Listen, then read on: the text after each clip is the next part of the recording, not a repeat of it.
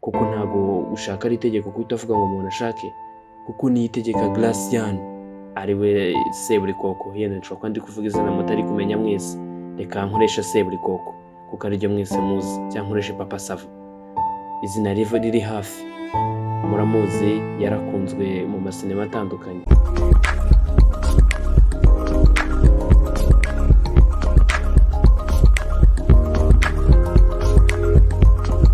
Mbanje kugushimira udukurikirana kuri Vuga Time TV aho uherereye hose, haba mu Rwanda ndetse no hanze y'u Rwanda.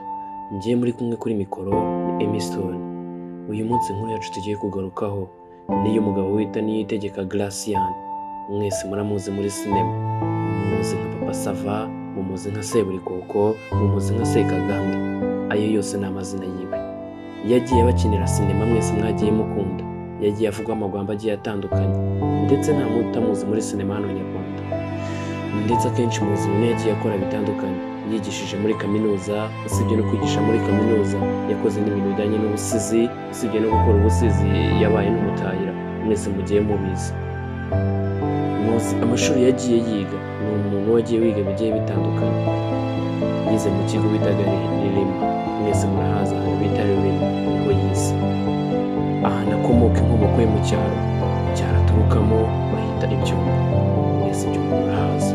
Niho umusitari wacu tuzi nka Niyitegeka Gratien muzi mu mafilime atandukanye, mu masinema yagiye akinazwa, niwe muzi Niyitegeka Gratien.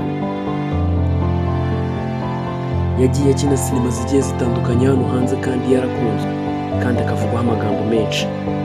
Mbabwiye ahantu akomoka, abenshi mukomoka Ibyumba mumenye ko mufite umusitari ubakomokaho kandi mukomoka ahantu hamwe mwese. Ndetse ni umugabo utiyemera, ntabwo ubundi abantu benshi bazi shooting yiwe, ntabwo apfa gufata umuntu tuba runyuze mu muhanda, ntabwo yabura kugukinisha ashaka umuntu uza, babita bafigira kenshi. Ni umugabo kenshi bavugaho ibintu hano hanze ngo ntabyara ntagira, erega kenshi umuntu agira ubushake bwe, bishobora kuba ari uruhare rwe ndetse ari no ko abishaka, kuko ntabwo ushaka ari itegeko kuko utavuga ngo umuntu ashake, kuko Niyitegeka Gratien ariwe Seburikoko. Yenda nshobora kuba ndi kuvuga izina mutari kumenya mwese, reka nkoresha Seburikoko kuko ariryo mwese muzi, cyangwa nkoreshe Papa Sava, izina riri hafi. Muramuzi, yarakunzwe mu masinema atandukanye. Muzi filime yakinnye yitwa Seburikoko, ndetse muzi n'iyakinnye yitwa Papa Sava, ndetse muzi igihe yatangiraga sinema akina yitwa Sekaganda. Yarakunzwe, ndetse usibye no gukundwa, yatangiriye sinema hari abatari bavuga niko twaba. Murabizi ko avugira inka, akora akazi, akora utuzi tugiye dutandukanye. Ni umugabo wakoze cyane, ndetse ahageze turamushimira mu bikorwa bye. Yagiye azamura benshi, usibye kuzamura uwo bita Clapton Kibonge, ari mu bantu bamuzamuye, niwe ubashije kumuzamura. Benshi murabizi ko bagiye bakorana mu bitaramo bigiye bitandukanye bya MTN, we na Clapton. Uyu mugabo ni umugabo benshi bakunda kuvugaho ibyo nababwiraga nagarutseho, bamuvugagaho inkuru nyinshi, ati Seburikoko ntabyara, Seburikoko ngo si muzima. Just umuntu nadashaka muzamuvuga, umuntu nashaka mumuvuge. Ese ni ryari muzarekera kuvuga umuntu? Nta gihe batazavuga umuntu, ahari aba yiturije. Aheruka gukora interview ayikoranye n'abanyamakuru, murabyibuka, yavuze ko ushaka ari itegeko ryiwe, kuko ntabwo ushaka umuntu wabukutira, ko wowe yashaka ku giti cye n'ubwo wabihitamo. Ni umugabo ufite abafana benshi hano hanze, ni umugabo uvuga cyane, ni umuntu ukunda gukoresha muri sinema abantu bagiye batandukanye. Hari abo yagiye azamura, hari abo bafite izina bavugira kuri we. Mbega bamufata nk'umugabo w'icyitegererezo, ndetse umugabo wagiye ukora ibikorwa bitandukanye, kuko ni umugabo wagiye ukora ibintu byinshi, ibikorwa bigiye bitandukanye. Yabaye n'umunyeshuri, benshi barabizi ko yigishije muri kaminuza zigiye zitandukanye, ariho yaje kubivamo ahitamo kujya muri sinema, aho yagiye muri sinema nyarwanda, ndetse yarakunzwe, aravugwa cyane. Tugenda tuvuga inkuru zigiye zitandukanye kuri we, kuko afite inkuru nyinshi. Istori ye ntabwo wayirangiza ugiye kuyivuga. Reka tugaruke ku bikorwa byiza yagiye akora, ndetse n'ibyo yagiye avuga. Reka mbashe nkumvishe zimwe muri story Papa Sava yagiye avuga mu biganiro bye yagiye akora, murabizi ni umugabo udakunda gukora ama interview, ni umugabo udakunda kwigaragaza hano hanze muri showbiz, agaragara muri sinema. Reka mbashe nkumvisha ibintu yagiye avuga. bayashyire muri ako kadobo nirwo nyazengurukana njyenyine. Haba hari abandi nyine bariya ubona dukinana, abafata amashusho, abafata amajwi. Ariho yavugaga ati njye muri shooting yanjye ndavunika, ariko mu kuvunika kwanjye sinjye njyenyine uvunika, abo bose turi kumwe muri shooting baravunika. Ndetse ni isitori yavuze cyane bibabaje kandi binatangaje. Nabanje kubabwira inkuru ziwe. Uyu mugabo ni umugabo wihirinze cyane, ariko aba ari kumwe nabo muri shooting abaha agaciro kandi arabubaha. Abubaha gute? Ese ni gute umuntu yubaha undi muntu? Yubaha umuntu waje gushutinga, akubaha umuntu waje mu gukina muri filime ziwe. Erega ni ibintu by'agaciro kandi waha agaciro cyane, kuko hari ikintu umuntu adaha agaciro, murabizi just mu mutwe turabizi twese, ukakima umwanya, uwo mwanya ukimye yarye utakara umwanya wawe, kuko nimba wahaye agaciro abantu muri gukorana muri sinema, ntawe utakubaha ndetse nta n'utakumva ko uri umuntu urenze cyane. Reka nkomeze nkumvishe story ya Niyitegeka Gratien. Ni tekinike nyine, ni gahunda za tekinike zacu utamenye. None se ubwo umuntu wariye ifi ari buze kutugora kubiryo? Murabizi ni hamwe muzi filime shooting yitwa Papa Sava, ntutayizi hano hanze muri Miss. Filime ya shooting haba harimo kenshi kurya cyane. Niho avuga ati njyewe niyo ntanze ibyo kurya nta kibazo ntacyo babintwaye, kuko kuba mbitanze kuri njyewe nta marangamutima avuga ngo hoya, kuko mba nzi ko n'amafaranga natanze nshobora kuba ndi muyagaruza.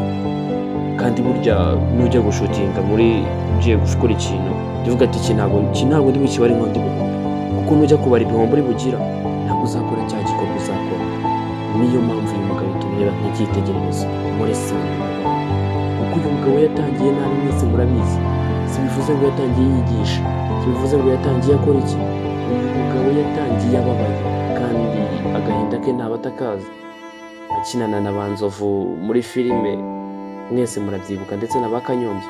Abo bose barakoranye muri sinema, ariko urwego agezeho, kuko afite mu mutwe, afite ubwenge bwinshi nyine, ntabwo yabaye nkabo, ntibigeze bagira ubwenge nk'ibyo yagiye akora. Afite ibikorwa byinshi, afite kampani nyinshi yagiye yamamariza, mwese murabizi. Usibye n'ubu ngubu aracyamamariza kampani zigiye zitandukanye hano mu gihugu. Reka mbashe nkomeze mbumvishe kuri Niyitegeka Gratien ari Papa Sava. Uyahagurukana akayijyana mu rugo, utabibonye akaba azi yuko mwakoze ubukwe akayigotomera. Kandi ntibivuze ko n'ubu ngubu abonye akazi ko kujya kuvugira mu bukwe yabyanga. Oya, ni umugabo ushaka amafaranga ndetse ukeneye kwiteza imbere. Abamuvuga ibibi burya ntawe ubura iterambere rya kurigiramo ishyari. Buri wese ntabwo ari kukuvugaho ibyiza, ntabwo wazenguruka hano hanze usange buri wese arakuvugaho ibyiza. Oya, murabizi yagiye azamura abagabo nka Matimbati, azamura abagabo yagiye azamura abantu benshi bagiye batandukanye muri iyi showbiz, kandi buri wese arabimushimira mu byo yagiye amukorera. Nanjye ndamushimira, ni umugabo w'intwari kandi mu byo yagiye akora nta n'utamushimira. Yagiye atwara imidari myinshi, murabizi, mu bintu bitandukanye, mu bikombe bigiye bitandukanye. Ariho hazaga umugabo witwa Kiramani, mwese murabizi, akamusimbura mu bikombe yagiye atwara. Uyu mwaka nibwo atabaye wa mbere muri sinema nyarwanda, ariko nabwo yaragerageje, ari mu bagabo bagerageje, kandi ari mu bagabo bagiye bakora cyane. Ntabwo wamusubiza inyuma ngo umuteshe agaciro ngo uvuge ngo Papa Sava ngo yakoze nabi. Hoya, ni hahandi ashobora no kwicara akavuga ati ngiye ndicara ayo nakoreye nshobora kuba nayo, ariko nabwo yasanze bitavamo. Aravuga ati reka njye nkomeze nkore, nzaruhuka mu busaza bwanjye. Kandi uyu mugabo nubwo bavuga ngo arakuze cyane, ntabwo ari mukuru birenze urugero. Nta myaka myinshi afite ku buryo muvuga ngo arakuze cyane, aracyari urugero rwa gisore. Kuko kuvuga ngo kuki adashaka, kuki atabyara, afite impamvu.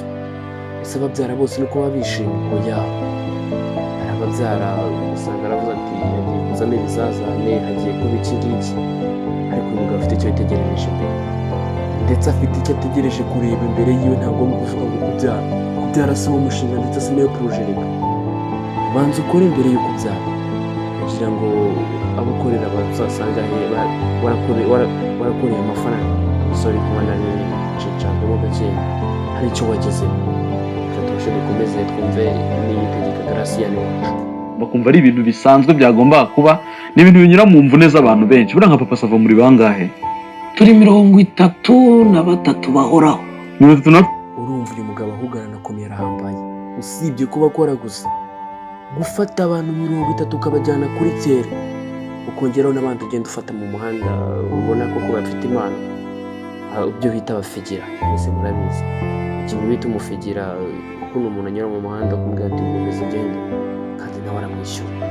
Ni umugabo w'intwari, umugabo ukora ikintu cye gikoreye ku murongo, aho bigeze kumubaza ikibazo kimwe ati kuki utabafashije umugabo bita Nyagahene. Mwese muramuzi, we yaravuze ati ese niba umuntu afite impano ni ngombwa nagaragaza impano mufate.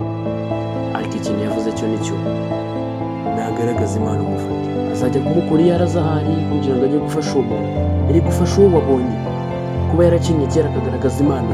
Hano hanze hari n'abandi bana bafite impano bamurenze cyane, kuko ntabwo bivuze ngo nimba yarakinnye kera hari kera, ubu ngubu nyine hari n'abandi bafite impano nshyashya kandi zigaragara cyane. Ntabwo ari ngombwa ujye gufata uwa kera, ese adafasha uwo ngo agafata undi nabwo ukeneye umufasha bwo kuba yajya gukina muri iyo filime. Ntabwo aba akoze igikorwa gikomeye, buri wese ajya ashimira ibyo akoze.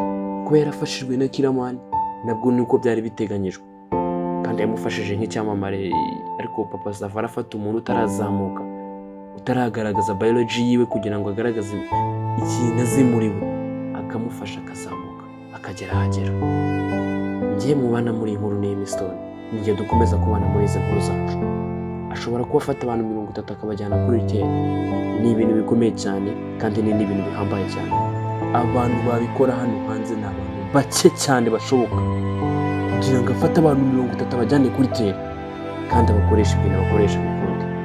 Reka mbashe nkomeje nkumvishe niyitegeka Gracian icyo yakomeje kutubwira nka episode 2 ubona rero kenshi dukunda kubona inkuru zigukorwaho.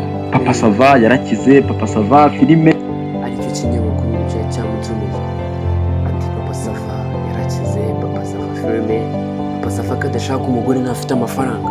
Ni bimwe nababwiraga, Papa Sava bamwibazaho byinshi, bamutekerezaho byinshi, kandi koko benshi bavuga ko utamutekerezaho. Akenshi hano hanze baravuga ngo iyo ukize baraza, abakene bose bakagenda. Si uri umukene hari inshuti ugira ukabona inshuti nyinshi zangiraza. Niyo mpamvu bavuga ngo n'uwo umukene ntuzagire inshuti y'umukene, kuko ntacyo yakwigisha ubuzima irimo. Burya nimba uri umukene igira inshuti y'umukire, nimba uri umukire inshuti, burya umukire yifuza kuba inshuti y'umukire. Ariko nawe nimba uri umukene shaka uburyo w'inshuti n'umukire, kuko izakungura ubwenge bwinshi cyane. Ntabwo umukene yakungura ubwenge bwinshi. Papa Sava nibwo avuga ati njyewe abantu 30 nshobora kubakontorora kuri tele, nkamenya uburyo mbakontorora. Mubona muri Papa Sava hazamo amafi, hazamo ibiti byose, ariko biriya byose bigakomeje. Papa Sava ni umugabo w'intwari, ndetse umenya abakinnyi be kuri tele, ndetse akamenya ngo nimba utanashutinze, kenshi abakinnyi be bahembwa ku kwezi. Nawe utabizi, ntabwo agendera ngo warashutinze oya, ndetse no kuza kuri tele kumenyera ticket. Murabizi benshi barakubwira ngo itegere uzasobarirwa ku kwezi, ariko arakumenyera tike, akakumenyera umukino. Ukazi ubuzima, ni umugabo uzi ubuzima, uzi sinema icyo ari cyo yatangiye. Murabizi muri filime za kera cyane bamwita Sekaganda, nibwo yatangiraga muri filime. Bamwita Sekaganda ababaye cyane, ndetse biteye agahinda, biranababaje. Umubonye muri life ya kera kamuna no muri life yo, burya hari benshi batishimira iterambere rya benshi, ariko nyine birashimishije, ntabwo ari ibintu bibabaje cyane ku buryo wavuga ngo biteye agahinda. Ni ibintu bishimishije cyane, ahubwo umuntu yavuga ati nanjye ndifuza kugera ku rwego nk'urwiye, kuko urwego agezeho nanjye nakumva ndugezeho, byaba ari byiza cyane. Ese wakanga iterambere rya mugenzi wawe? Ese igihugu cyose kijya gitera imbere kikagira abantu bateye imbere cyane, ntabwo byaba ari byiza? Wajya wumva iterambere rya mugenzi wawe? Iterambere rya mugenzi wawe riba ari ryiza cyane, kandi riba ari iterambere rishimishije, kuko nk'inshuti yanjye iteye imbere nakumva ari ibintu byiza bihambaye, kuko nakumva iterambere ryayo nkavuga ati yari inshuti yanjye. Yandi umuntu sinumvaga yaba umusitari, baryita ishyari. Mureke ishyari, mwumve abantu ibikorwa bakora biba ari byiza, ariko ugasanga umuntu uhora impande kuguca intege kugira ngo igikorwa ukora ni kibi si cyiza. Abo barahari, ntabwo babura burya mu nshuti ufite zose, ntabwo waburamo umuntu w'umucantege utazumva ko abantu bose mugendana ari abantu beza kandi bari shyashya. Ntabwo mu nshuti ufite haburamo abacantege. Icyo nicyo kintu cya mbere cyo nakubwira. Nimba mugenda muri abantu 30 ntabwo waburamo umuntu uguca intege mu bikorwa byawe ukora. Reka nkumvishe Papa Sava tunasoza inkuru yacu. uhura na buri muntu ukimyoza. ubundi wagera nijoro nari musobanuriye uwa sound agahita akubwira ati sound ntayo twafashe. urumva Ni bya bindi bibera kuri shooting cyane, murabizi habera ibibazo. Handi bavuga ngo kuri tere hari ivunikirayo, kuri tere hari igihe ibyo wafashe ubu, hari igihe sound yari imeze nabi impamvu hajemo umuyaga, hari igihe habaye ibibazo bindi. Abantu mukoresha tere murabizi cyane, abakameramani cyane arabizi azi imvune zabo, ndetse n'iyo poroje buze ntabwo ababara cyangwa arakaravuga ati bibaho, ntabwo nawe wari wabishatse. Nshimiye abantu bakurikirana Vuga Time TV. Kora subscribe and share and comment. Wandike muri comment ugira icyo tugezaho, uvuga ati njyewe ikintu mvuga muri iyi channel nuko inkuru zacu muzikunda. Njye mubana muri iyi nkuru banyita Story, kandi tuzaduhorana nikakadacika. Naho nzahora ndi uwanyu kandi tuzaduhora tubana. Kora subscribe and share and comment kuri Vuga Time TV. Tugiye tubana buri munsi. Urakoze cyane, uri kumwe na Story.